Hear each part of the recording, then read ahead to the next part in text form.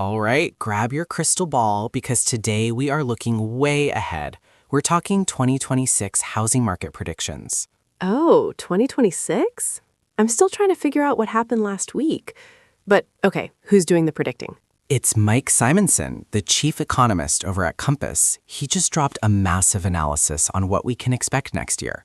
Spoiler alert, he's calling it a reset. A reset? That sounds ominous? Or maybe refreshing? What's the headline number? It's actually pretty steady. Compass expects home sales to climb just under 4%. We're looking at about 4.25 million sales. Okay, so more activity. What about prices? Are they skyrocketing again? Nope, and this is the wild part. Prices are expected to stay basically flat. Nationally, they're predicting a rise of just 0.1%. 1%?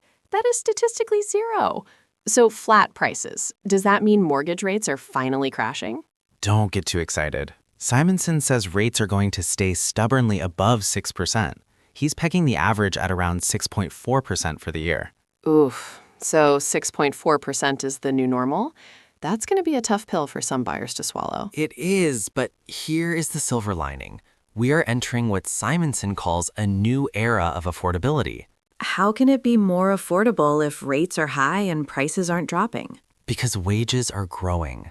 The prediction is that income will rise much faster than home prices. So relative to your paycheck, that house actually becomes a little cheaper. Okay, I like the sound of wages up.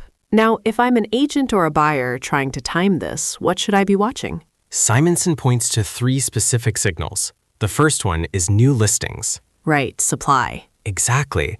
If new listings start climbing but demand stays weak, sellers are selling into a void.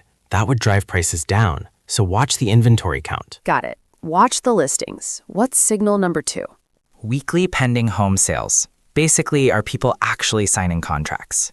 And what's the trend there? They're actually coming in a little bit ahead of last year. It's a slow creep, but it shows that buyers are still out there, chipping away at the inventory. Okay, so listings and sales. What's the third signal? This one isn't even housing data, it's the hiring rate. The hiring rate. Why does that matter for buying a house? It's all about confidence. Simonsen talks about job hugging. If people are scared they won't find a new job, they stay put. They don't move.